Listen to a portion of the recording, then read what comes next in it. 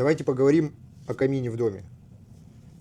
И помогите мне немножко советом, что я делаю не так, правильно я делаю или неправильно.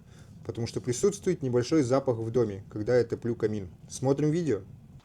Так, я открываю затворку, центральную, потом открываю верхнюю, нижнюю. Вот не знаю, всегда надо ее чистить или нет, всегда ее держать открытой или нет.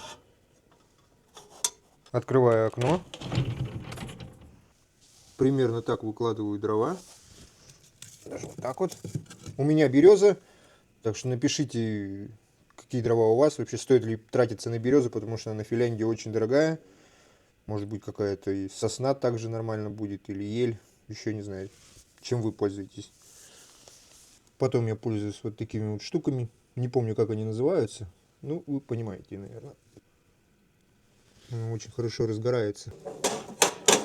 Закрываем, не знаю, чуть-чуть прикрываю всегда. Так что жду ваших советов.